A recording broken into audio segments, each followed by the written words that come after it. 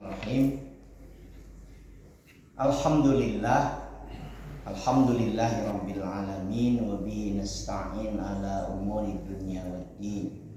Asyhadu an la ilaha illallah wahdahu la syarika lahu wa asyhadu anna Muhammadan abduhu wa rasuluhu alladzi la nabiyya ba'dah. Allahumma shalli ala sayyidina Muhammad wa ala ali sayyidina Muhammad. Jemaah subuh yang Allah muliakan, alhamdulillah kita bersyukur pada Allah Subhanahu wa taala. Allah berkenan mempertemukan kita di subuh yang indah dalam keadaan berjamaah, sehat lahir dan batin mudah-mudahan. Dan mudah-mudahan aktivitas sholat subuh berjamaah ini bisa kita jaga sampai akhir hayat kita. Mudah-mudahan juga bisa diteruskan oleh anak, menantu, cucu, cicit kita. Dan ngaji kita sekarang ini adalah ngaji terakhir dari rangkaian ngaji tentang memaafkan.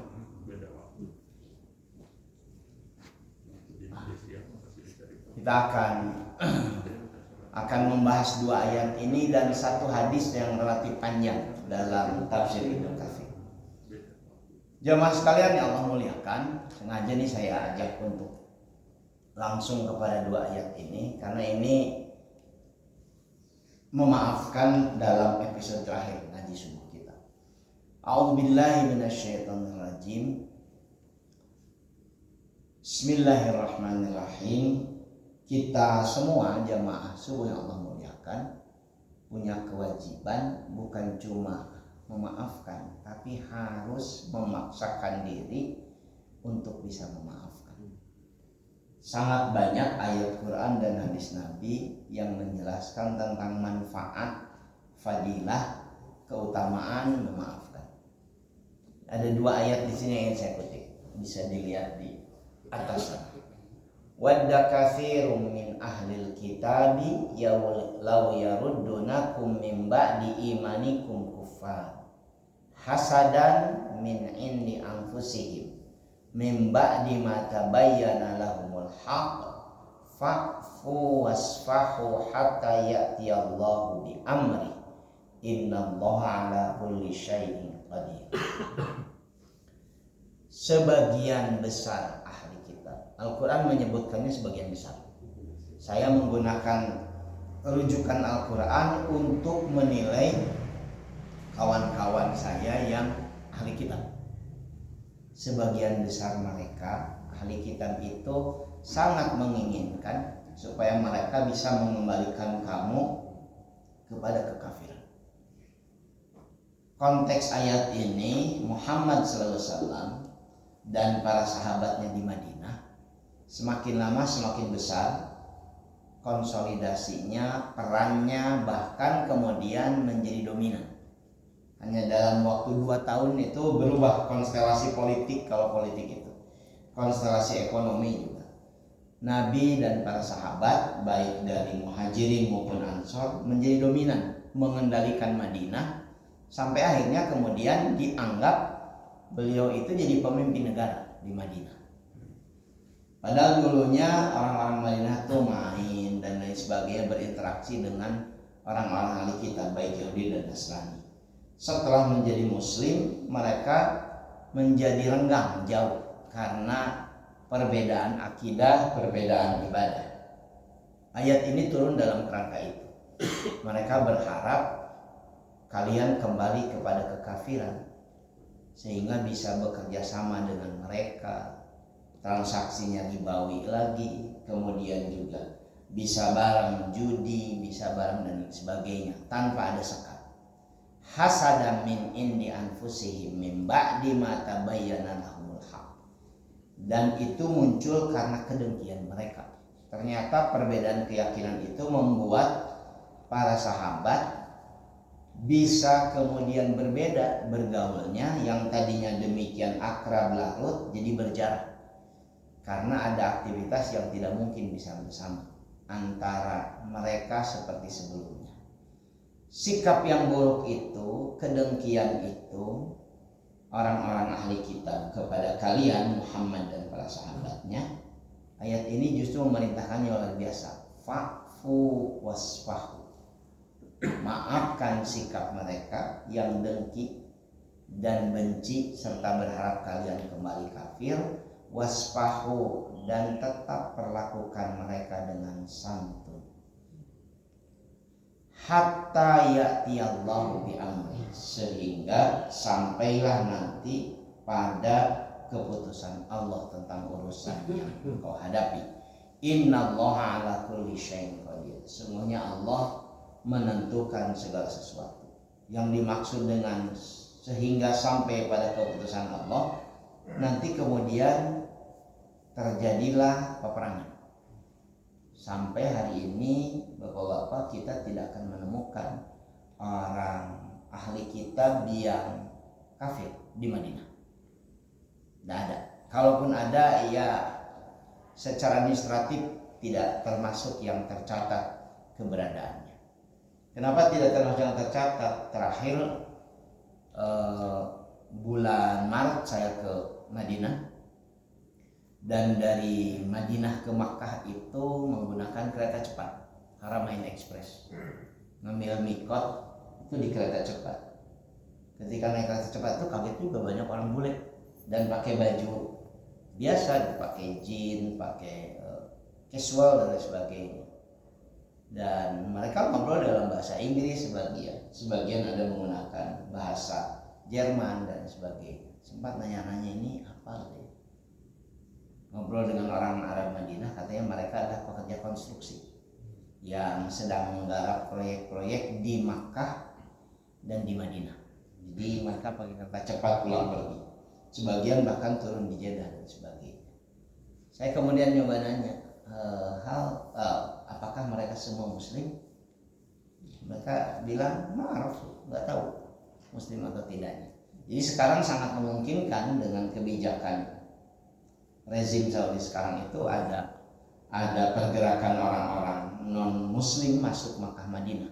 Karena bapak-bapak yang barangkali 3 tahun ini tidak ke sana, itu dulu kan 3 tahun lalu kalau masuk ke tanah haram itu lewat pemeriksaan. Ada tulisan besar sekali di pos pemeriksaan itu, la tadkhulu lil kafir, khusus kan untuk orang muslim. Yang kafir itu pisah jalannya. Sekarang itu nggak ada, Pak. Sekarang nggak ada. Jadi dianggap ya kebijakan pemerintahnya begitu. Sekarang ya boleh saja.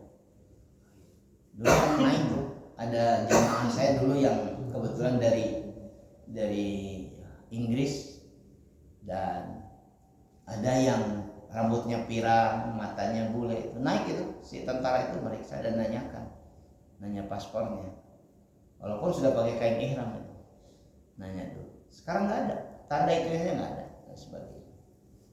Jadi sangat mungkin terjadi pergerakan.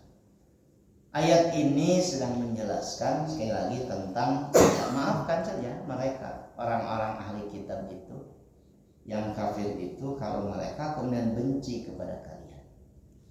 Pertama karena tidak tahu, kita juga tidak tahu, kedua antar selama tidak melakukan aktivitas yang mengganggu dan membahayakan.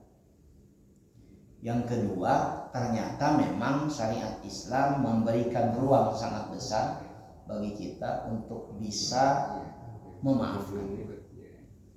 Ayat kedua dalam ngaji kita adalah Quran surat An-Nisa ayat 149. In tubdu khairan aw tukhfuhu aw ta'fu an su'in fa innallaha kana afuwan qadir. Jika kalian menyatakan sesuatu yang baik, kalian ungkapkan atau kalian menyembunyikannya, aw ta'fu an su'in, atau memaafkan sesuatu keburukan yang dilakukan orang lain kepada kalian, fa innallaha kana afuwan qadir, maka sesungguhnya Allah akan memaafkan kesalahan kalian dan Allah yang maha menentukan. Apa yang dimaksud ayat ini adalah dengan memaafkan orang lain, jamaah sungguh Allah muliakan. mengatakan sangat besar peluang Allah memaafkan kesalahan dan dosa-dosa kita.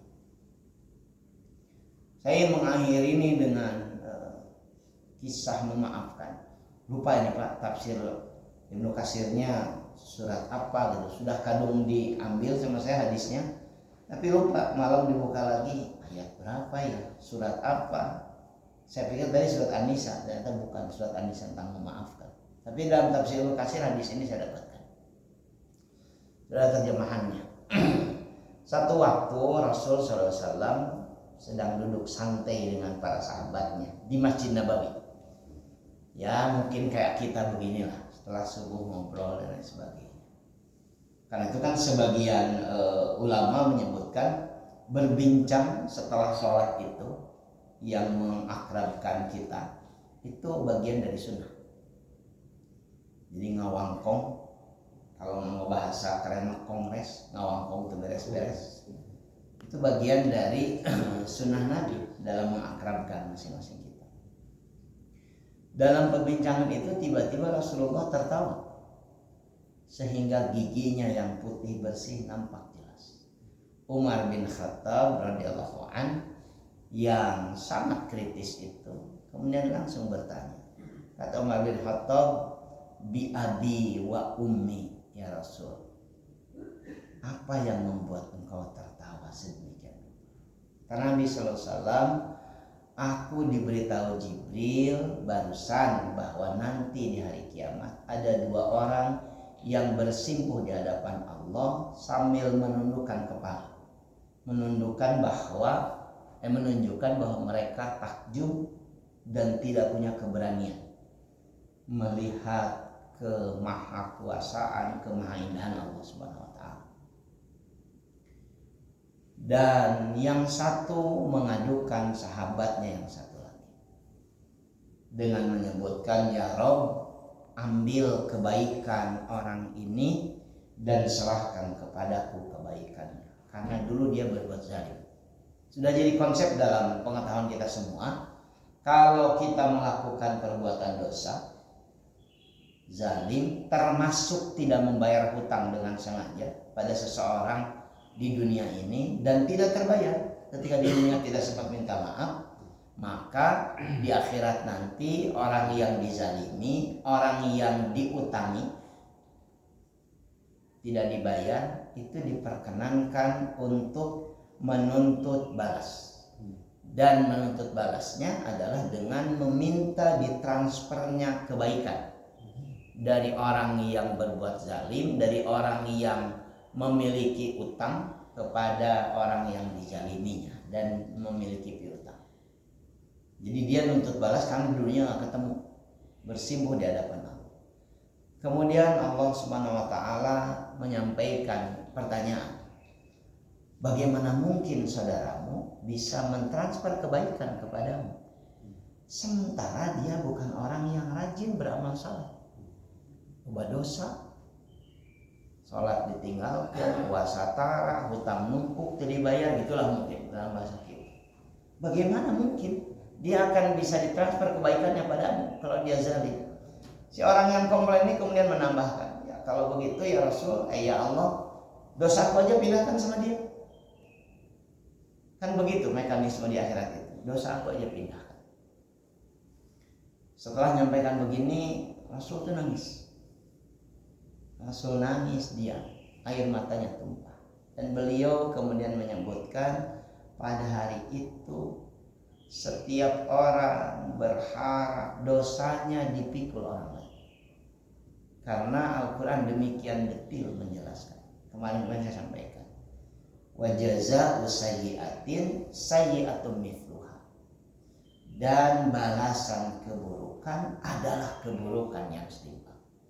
Luput di dunia tidak mungkin luput di akhirat. Karena itu kata Nabi SAW, pada hari itu setiap orang berharap dosanya dipikul orang lain, sehingga peluang dia untuk mendapatkan ampunan Allah demikian besar. Jamaah subuh yang Allah muliakan, kemudian Nabi melanjutkan kisah. Kata Nabi SAW, Allah kemudian menyuruh orang yang komplain tadi untuk mengangkat kepala. dikantun. Irfa wajhak, angkat wajahmu. Dan begitu dia melihat di hadapannya, ternyata nampak jelas ada istana megah yang dibuat dari emas, bahkan singgasananya nampak dari emas, permata, dihiasi oleh berlian, intan dan sebagainya, yang demikian indah. Sehingga kemudian dia bertanya, liman ya Rasul, liman syuhada, liman siddiqin, untuk syuhada mana istana itu, untuk para siddiqin mana, untuk para nabi yang mana istana yang demikian indah. Kemudian Allah menyebutkan istana itu disediakan bagi siapapun yang mampu membayar harganya. Orang itu kemudian bertanya lagi, ini sedang komplain tentang orang lain, tapi karena indahnya luar biasa yang dia lihat, dia kemudian nanya, siapa orang yang mampu membayar harga untuk istana yang demikian indah itu ya Allah? Allah Subhanahu wa ta'ala kemudian menegaskan, engkau juga mampu membayar harga istana yang demikian megah. Kemudian orang itu bertanya, dengan apa aku bisa membayarnya? Bukankah tadi dia ingin dosanya ditransfer ke orang lain, dia ingin kebaikan orang lain ditransfer kepadanya, karena demikian menakutkannya suasana di akhirat nanti ketika kita sadar memiliki banyak dosa. Tapi dia bertanya, dengan cara apa aku membayarnya? Ini yang Allah jelaskan. Engkau maafkan kesalahan saudaramu yang duduk di sebelahmu, yang telah engkau adukan kezalimannya kepada. Maafkan saudara. Dan kemudian di hadapan Allah Subhanahu wa ta'ala, saking takjubnya dia dengan nilai memaafkan orang lain, dia langsung menyebutkan, ya Allah, aku maafkan kesalahan orang ini. Dan kemudian Allah menyebutkan, kalau gitu pegang tangannya. Pegang tangannya, gandeng dia masuk surga. Setelah menyebutkan itu, Rasul SAW kemudian menyebutkan, bertakwalah kalian kepada Allah dan hendaknya kalian saling berdamai. Sesungguhnya Allah mendamaikan persoalan yang terjadi antara kaum muslimin. Saya dulu menyangka, jamaah subuh yang Allah muliakan, ketika kita komplain pada Allah tentang perlakuan buruk seseorang yang tidak bisa kita lakukan di dunia, orang yang tertindas, teraniaya, yang dijamin oleh Allah akan dikabulkan di akhirat. Ternyata di akhirat itu lewat hadis ini sahih menurut Hakim, hadis ini sanadnya sahih.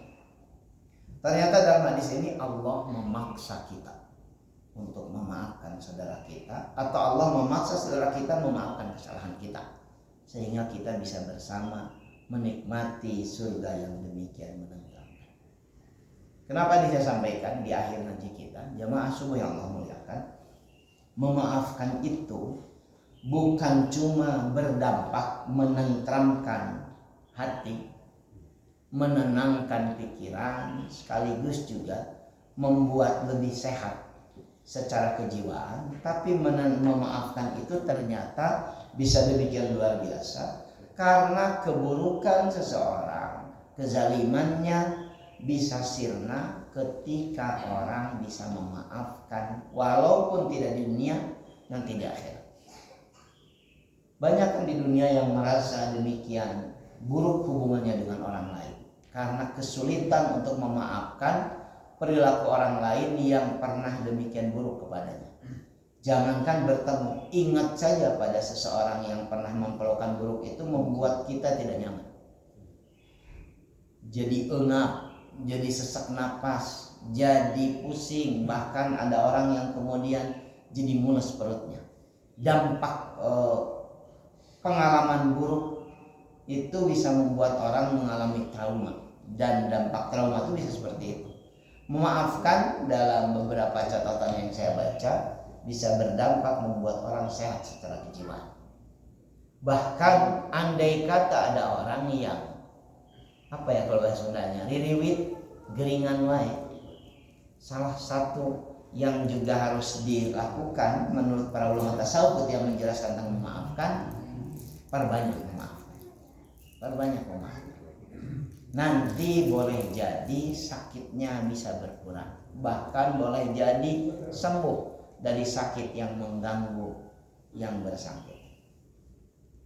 Ini penjelasan betapa dahsyatnya memaafkan, bukan cuma di dunia tapi sampai di akhirat nanti. Karena itulah kemudian saya ingin mengutip, sering sekali saya sampaikan, diulang lagi karena pentingnya penjelasan ini. Di tengah ketakjuban para sahabat Nabi SAW kepada aktivitas kalau di akhir malam Ramadan itu iktikaf, yang kemudian dijanjikan oleh Nabi SAW, orang yang beritikaf di penghujung Ramadan itu akan mendapatkan Lailatul Qadar.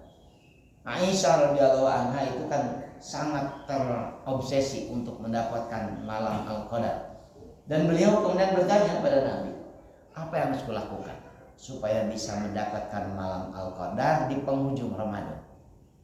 Kata Nabi, Allahumma innaka afuwun tuhibbul afwa fa'fu anni. Ucapkan oleh engkau Aisyah, Allahumma ya Allah, innaka, sesungguhnya engkau afuwun, maha memaafkan, tuhibbul afwa, mencintai yang memohon maaf, fa'fu anni, karena itu maafkan kesalahan. Diulang setiap malam di penghujung bulan Ramadan, dan Nabi menyebutkan pada Aisyah, engkau akan mendapatkan malam Al-Qadar. Saya ditanya kemudian oleh salah seorang jamaah Al-Kausar, doa itu boleh nggak dibaca di luar bulan Ramadan? Boleh banget. Kenging mau dibaca pagi, siang, sore, malam, terutama ketika kita merasa harus memaksakan diri berlatih untuk bisa memaafkan orang lain yang pernah melakukan perbuatan buruk pada kita. Latih doa itu saja. Allahumma innaka afuwun tuhibbul afwa fa'fu anni. Dalam doa duduk di antara dua sujud itu kan ada doa yang walaupun beda-beda redaksinya tapi ada kemiripan. Rabbighfirli warhamni wajburni warfa'ni warzuqni wahdini wa'afini wa'fu anni.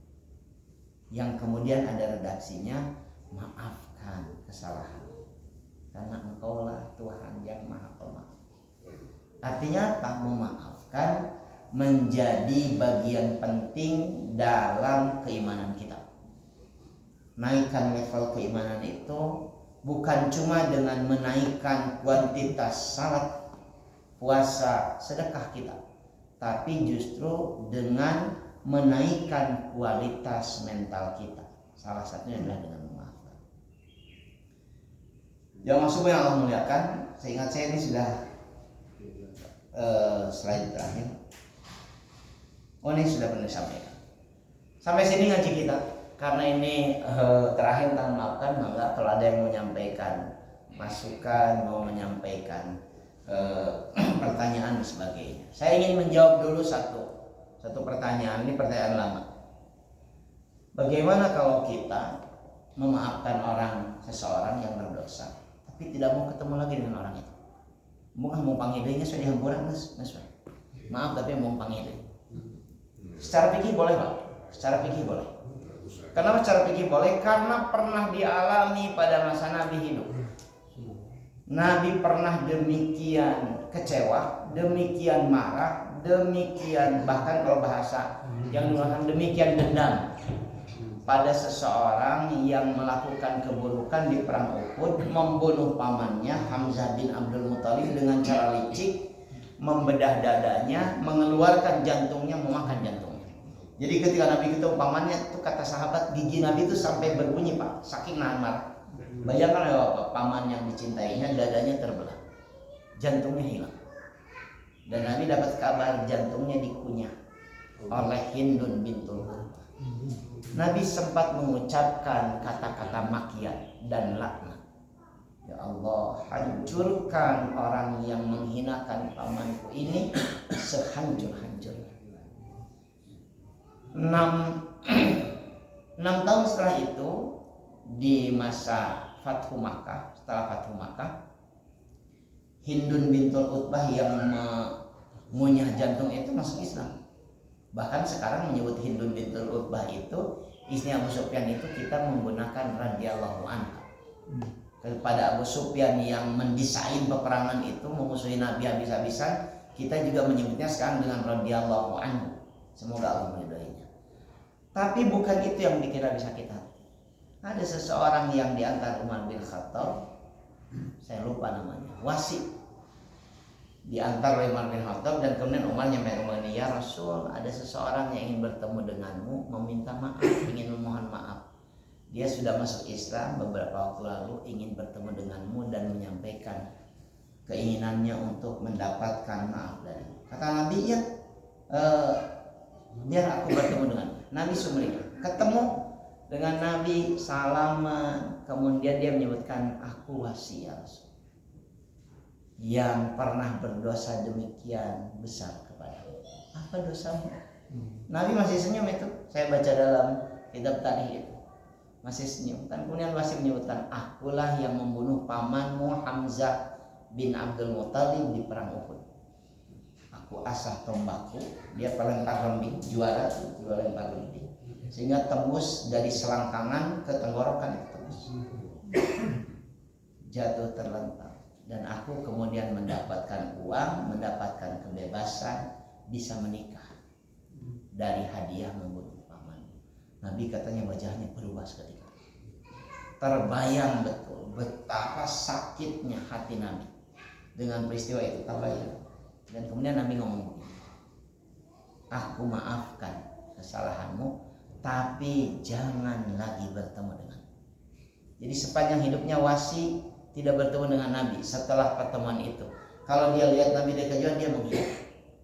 Nabi nggak pernah ketemu, karena kalau ketemu sakit hati Nabi.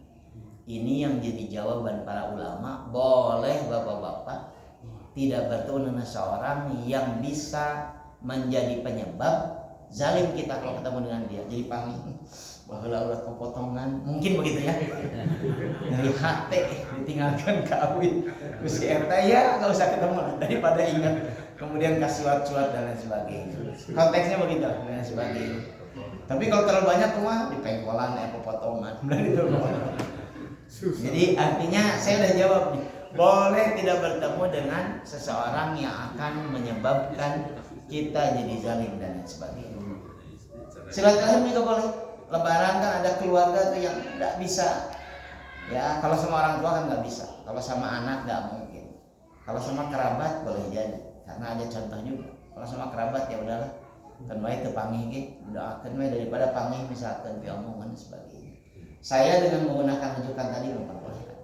Gitu ya pertanyaannya. Mangga kalau ada lagi yang menyampaikan, mangga Pak Ridwan. Ya. Tadi disebutkan bahwa yang memaafkan tentang hutang itu bisa kalau nggak salah dengar ya bisa masuk surga. Masuk surga. Terus bagaimana misalnya ini sekarang kita punya hutangnya sama orang yang bukan orang Muslim gitu. Itu terus bagaimana? Kita punya utang ya, atau kita punya piutang. Artinya kita ngutang ya sama orang non Muslim. Non Muslim. Ya. Terus nggak dibayar sama kita. Nah, misalnya ini dosa. Ya. Terus nanti kan tadi kalau nggak dengar di akhirat tuh saling memaafkan. Terus dia sesama Muslim dianjurkan saling memaafkan, dipaksa Allah saling memaafkan. Kalau nggak sama Muslim. Contoh dari Nabi bayar utang sama orang Yahudi. Sebelum meninggal dunia, bahkan Nabi itu punya utang sama orang Yahudi di Madinah. Dan Nabi wasiat pada Ali bin Abi Thalib ketika sakit, tolong bayarkan utang. Sama Abu Bakar juga wasiat. Nanti terkenal tuh episode Nabi menyuapi orang pengemis Yahudi di pasar di Madinah itu. Dilanjutkan Abu Bakar. Nabi wasiat. Urusan utang piutang, bapak yang Allah muliakan, nggak ada hubungannya dengan memaafkan. Nanti Lebaran kita ketemu, kita salaman, maaf lahir batinnya dimaafkan. Tapi hutangmu sudah dibayar, tidak berarti lunas. Kecuali kita yang punya piutang, orang lain punya utang pada kita, kemudian kita membebaskan utang dia, maka itu meningkatkan kemuliaan yang luar biasa. Itulah kurang lebih. Jadi hadis ini jangan dimaknai banyak yang dimaafkan di akhirat, utang orang kita dibayar, jadi asal surga duaan, enggak juga ya. Jadi maknanya terutama pada sesama muslim, zalim dan sebagainya. Harus kita gabung mas, misalkan utang, bisa gitu ya utang saya, bisa dilunaskan, harus dijab kabulkan nggak? Secara fikih harus ada ijab kabul, tapi ijab kabulnya tidak harus zahir. Karena kalau zahir mungkin bisa membuat tidak nyaman. Syria saja, udah saya maafkan ya Allah, sudah saya bebaskan utang dia. Pada yang bersangkutan juga boleh, kan jadi ngengenahan malnya, bebaskan saya tahu. Jadi nggak apa-apa orang itu biar berikhtiar untuk bayar utangnya, tapi kita yang punya piutang membebaskannya nggak apa-apa. Apalagi kecil lah, 10.000, 20.000, 100.000, 200.000 itu kecil dibandingkan dengan anugerah Allah pada kita. Kalau jutaan mah ya tagih lah. Kalau 100-200.000. Jadi secara fikih yang saya tahu harus ada ikrar pembebasan utang. Tapi tidak harus diucapkan secara zahir. Sama seperti transfer zakat ya. Kan tidak ada ijab kabul. Ijab kabulnya katanya by transfer itu. Jadi ketika diterima, nah itu sudah ijab. Sudah kabul dan sebagainya ketika ditransfer. Ada lagi mangga tentang maafkan? Mangga. Pangarsa silakan. Saya nyambung dengan yang minggu kemarin. Kalau saya ngasih tahu kepada yang punya utang, hei kamu bayar, tidak membayar utang, kamu mati juga nggak wajib disolatkan oleh saya. Pertama itu. Yang kedua, hei kamu kalau nggak bayar utang, kamu tidak akan masuk surga. Kata-kata ini apakah nyambung dengan urusan surga dan neraka urusan Allah? Jadi tidak bisa saya berkata begitu. Tapi saya tujuannya bukan memvonis, tapi mengingatkan. Boleh nggak, Ustaz? Kalau pertanyaan boleh atau tidak boleh, karena itu dalilnya jelas. Seorang syahid yang dijamin masuk surga, syahid Pak gugur di medan perang membela kehormatan Islam, itu kan dijamin masuk surga. Tapi kalau dia punya utang, kayak syahid loh ya. Apalagi jika orang anak syahid acan maut utang, ya tentu susah masuk surga dan sebagainya. Karena itu ini mengingatkan, yang beliau sampaikan mengingatkan. Dan yang tahu niatnya mengingatkan atau tidak bukan kita, tapi pelakunya. Bapak melakukan mengingat dan niatnya mengingatkan, lain merasa memiliki surga dan neraka, nggak apa-apa. Menurut saya nggak apa-apa. Hanya jangan sampai memvonis mana yang mau masuk surga Allah utang. Nah. Tapi bisi hese ka surga. Karena literaturnya menyebutkan demikian. Kalau boleh kemudian disampaikan, dianjurkan, pokoknya bayar utangnya, bayar utang. Saku mah hese lagi, bayar utang. Karena utang akan membuat orang beriman, insya Allah seperti kita, sangat sulit mendapatkan fadilah dari Allah Subhanahu Wa Taala. Ridho Allah tertahan bagi orang yang menahan membayar utang. Padahal bisa bayar utang, bayar engkeng. Ridho Allah itu tertahan pada yang bersangkutan. Ada satu lagi tadi. Mangga terakhir ya. Ya, saya sebenarnya nyambung ke surat Al-Baqarah ayat 282 bahwa utang piutang itu harus tertulis. Nah, yang punya utang itu saya bawa ke notaris dengan alasan saya tidak mau sesuai dengan kata-kata Al-Baqarah ini melaksanakan surat ayat 282 harus ya, sampai ke notaris, tapi dia sampai sekarang ya sampai saya tiga tuh mana terbayar 50 cicil artinya dicicil sampai begitu tapi tidak. Itu gimana Ustaz itu?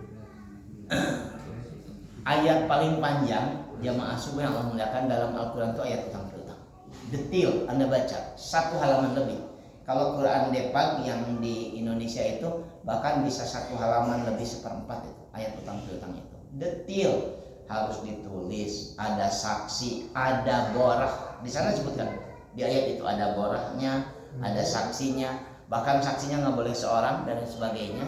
Sehingga kita meminjamkan diukur jaminannya kira-kira setara nggak dengan nilai pinjaman yang kita berikan. Saking detailnya utang piutang. Kenapa? Banyak sekali hubungan pertemanan, hubungan baik hancur karena utang piutang. Banyak sekali. Dan Allah sudah tahu itu, kalau itu didetilkan. Sayangnya kita tidak mau melaksanakan itu. Karunya perlu ditulis mah. Kamu kan notaris, bahkan yang sudah ditulis sama notaris, oke, anggar we. Susah deh ini mah. Nanti ada kekurung, iga dan sebagainya. Jadi bagi yang punya utang Ini diingatkan bayar, ingatkan tadi beliau. Bagi yang punya piutang, insya Allah Anda punya peluang untuk mendapatkan keridhaan Allah, fadilah di sisinya. Tapi jangan kemudian membuat orang jadi memboga hutang jadi sangat tenang, kayaknya bakal dibebaskan ke si Pak Haji. Enggak lah, tetap tagih saja mentiasa. Kalau nanti kemudian tidak berhasil, ya terserah Allah Subhanahu wa taala. Tapi yang memberikan piutang itu mendapatkan keutamaan di sisi Allah. Seingat saya 18 derajat dalam satu hadis itu. Yang mengutangkan itu 18 derajat. Yang sedekah itu cuma 10 kali lipat. Yang mengutangkan itu sampai 18 kali lipat. Lebih besar. Karena sedekah belum tentu orang yang kita kasih sedekah itu sedang butuh. Tapi yang ngutang itu biasanya sedang membutuhkan dan mempermalukan diri. Bapak-bapak jamaah yang memuliakan, itu ya ngaji kita. Mudah-mudahan manfaat, latih terutama kemampuan memaafkan. Abdi sami nih di bulan Rabiul Awal, mohon maaf kalau banyak hal tidak berkenan, daripada engke silih maafkan di akhirat mending di dia di dunia dan sebagainya. Tidak perlu komplain pada Allah Subhanahu wa taala. Mun bapak-bapak merasa banyak kesalahan, saya maafkan. Kadang-kadang sami barat. Abdi nyumpun hapunten, mudah-mudahan Allah menjadikan kita orang-orang yang mendapatkan maaf Allah Subhanahu wa taala. Aku lu qouli hada astaghfirullah wa lakum subhanakallahumma wa bihamdika asyhadu an la ilaha illa anta astaghfiruka wa atubu ilaik. Assalamualaikum warahmatullahi wabarakatuh.